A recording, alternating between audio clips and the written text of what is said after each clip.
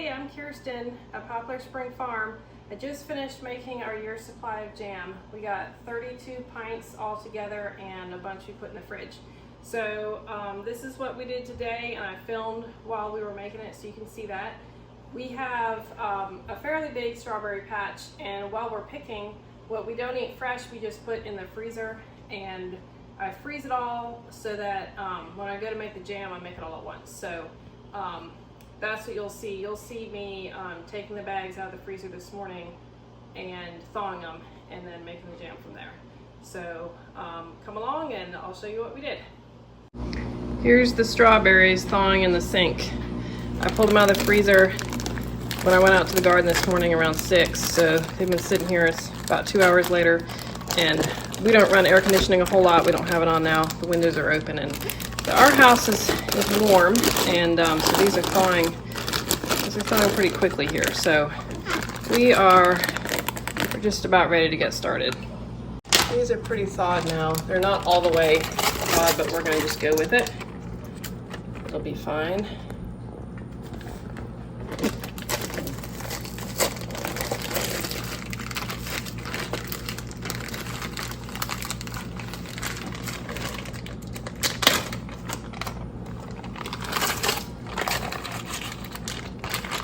We've got a bowl full, so we are just gonna start with these. We'll probably be doing a few batches today anyway, so that's what we're gonna start with. So what we're gonna do here is take our strawberries and spoon them into the Cuisinart. And we don't wanna put too many in since they're going to sort of turn to liquid. These are still a little frozen, so they're not gonna get real liquidy yet. But we don't want to overfill this because it's no fun when it overflows. So I usually just put about that much in.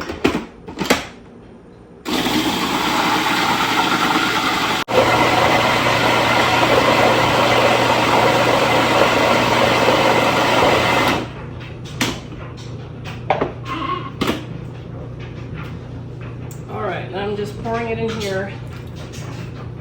And this is a little bit thick because it's still frozen a little bit. As it warms up, it'll be a little juicier.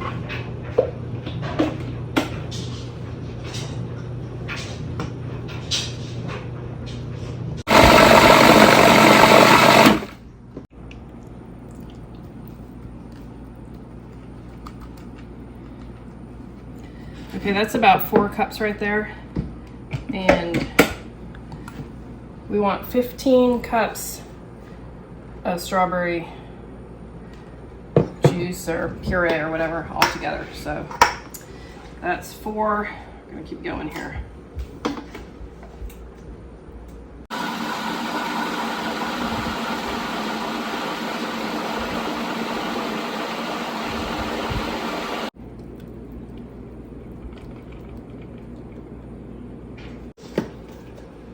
When the berries are all the way thawed,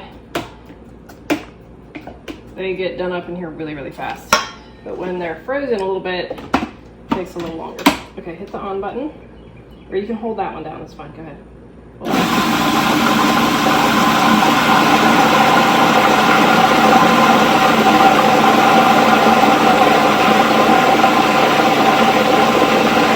Okay, let it go.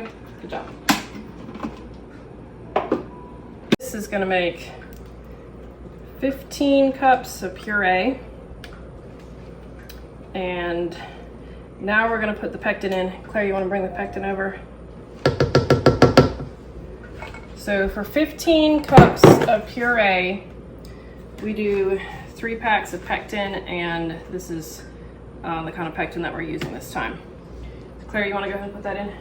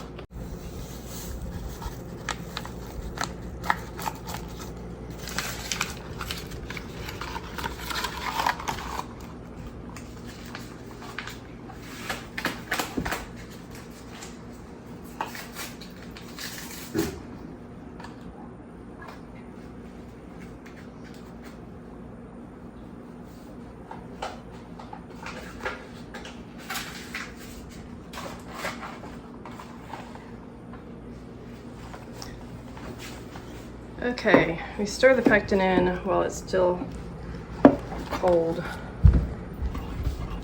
And then after that's stirred in real well, we'll go ahead and get it on the stove. We want to get it all stirred in so there's no lumps.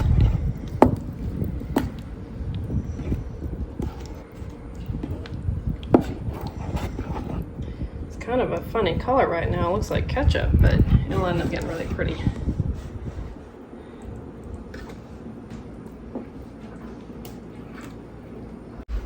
Okay, we've got the pot on the stove here now, and we've got it on almost high, a little less than high. And we're just gonna stir it a little bit. We don't want the pectin to burn on the bottom, so we do have to keep it stirred, but we'll take breaks. We don't have to stir it continually. And while that's heating, I'm gonna start pureeing some more and getting another pot going.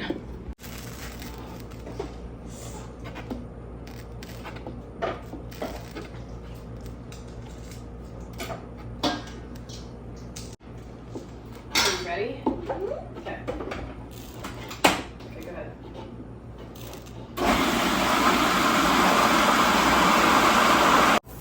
It's starting to get hot now, and we're stirring it a lot so it doesn't burn on the bottom.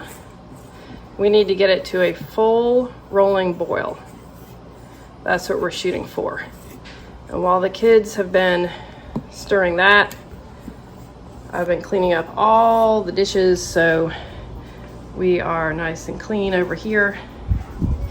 We've got our second pot ready to go. It's got the pectin in it, and we've got our 2 bowls of sugar.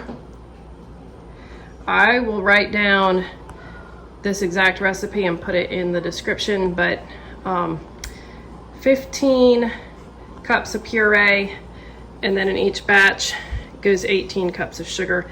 And this sugar right here is from, it's like the natural sugar from Aldi, and I wanted to use sugar from Azure. That's what my plan had been. This is the sugar we get from Azure. It's right here.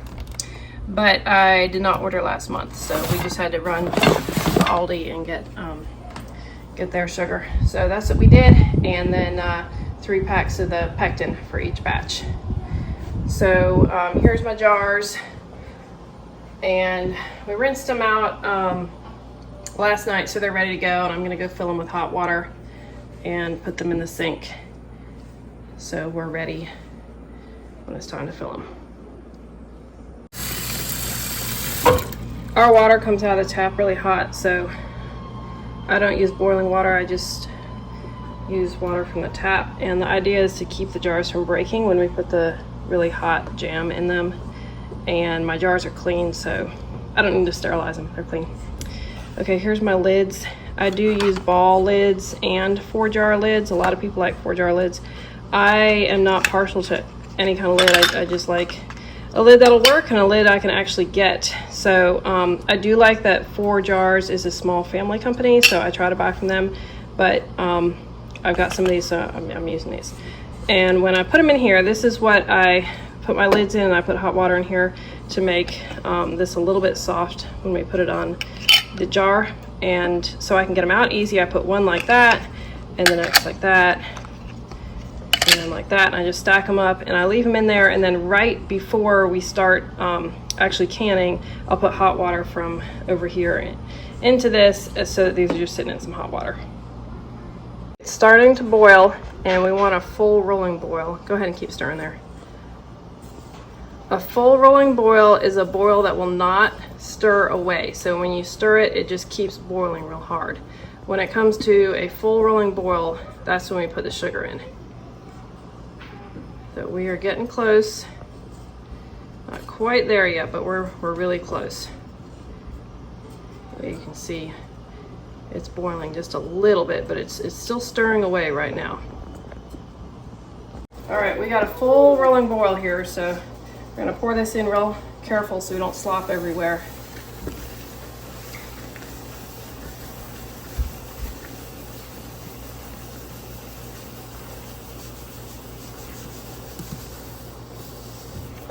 Okay, once the sugar's in, it has to return to a full rolling boil for 2 minutes. That's what we're shooting for. Okay, I'll take care of the stirring. All right, sometimes once the sugar is in, it'll start to foam up, and we'll put butter in. You wanna grab the butter? Go ahead and grab the butter. And we have to be really careful at this point that we're not overflowing the pot, because as it boils, or as it gets hot and almost boils, it'll come up. And so it takes really careful stirring. And as soon as it starts to do a full rolling boil, I will turn this down so that it continues to boil, but we're not just overflowing. So 3 batches. This is like the max we can do in a pot this size. So we can do it. We stay on it, we can do it. Don't splash it. Woo, that was close. Okay, there's our butter. I learned that trick from my mom. I don't know how many people do that, but putting the butter in there helps it not foam up too much. It'll still foam up, but it won't be out of control. It's starting to turn into a pretty color here. All right, well, Clara's stirring that and bringing it back to a boil. I'm just gonna show you what I got here for the actual jar filling part. So, of course, I have a funnel, which I always put on a plate to keep the mess in one spot, and a nice big ladle. And then this is a new washcloth, nice and clean. Haven't washed anything with that, so I can wipe the top of my jars with that. And then I just have a dish towel here. This is also one I just got out, and that's just for handling my jars because they will be very hot. And of course, there's my lids, and there's my bands, and there's my jars. So we are ready. We're just waiting for the jam to be ready. So I am turning this down a little bit because we don't want it to overflow, but we want it to keep boiling. I'm putting the timer on for 2 minutes. We need to do a full 2 minutes. That's what makes the jam set. If you don't boil it long enough, it will not set. That's the trick behind setting jam. So we just want to keep stirring this. And I have had a pot almost overflow. If we get close to that, I'll just pick it up real quick off the burner, let it cool, and put it right back down. So that is last resort, but it will keep it from overflowing if we're getting to that. As you can see, we're still getting a lot of foam, but it would be worse if the butter wasn't in there.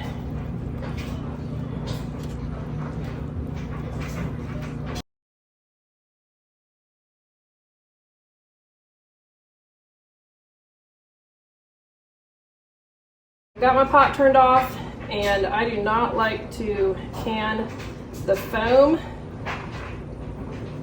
so I just skim it off with my spoon here and put it in a bowl. And then the kids actually, they like to put it on fresh rolls or biscuits or whatever, so it will get used. I just really don't like to get it in my jars.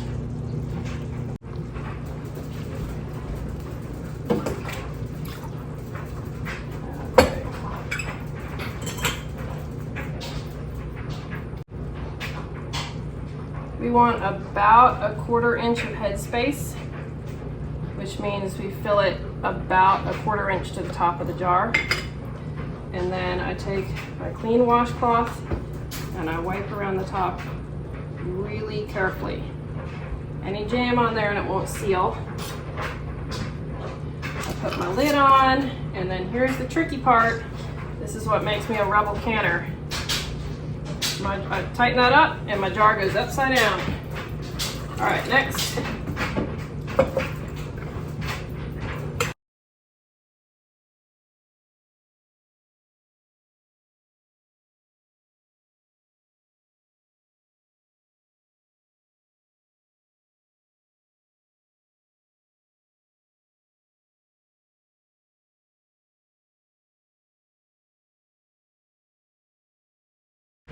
Okay, here's my jars, and this is how I get them to seal.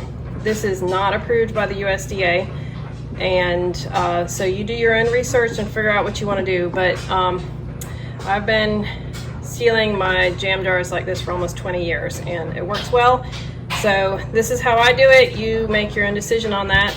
But if you turn them over, then you set the timer for 5 minutes. And when the timer rings, then you start turning them over and they seal after that. Okay, I got a phone call right in the middle before, so I could not show turning these over, But what I usually do is if the timer is set for 5 minutes when I'm done, when we get down to 3 minutes on it, I turn this first row over and I just grab it with a cloth so I don't burn my hand and turn it over, and then just gently set it down. We don't want to bang them. And then when it's about 2 or 1 minute, I'll turn the next row over, and then when the timer rings at 5 minutes, I'll turn this row over. And of course, that's just because these have already been sitting there for a while by the time I turn the timer on. So as these cool, they will seal, and then after about 24 hours, we take the bands off and wash them and label them and put them away.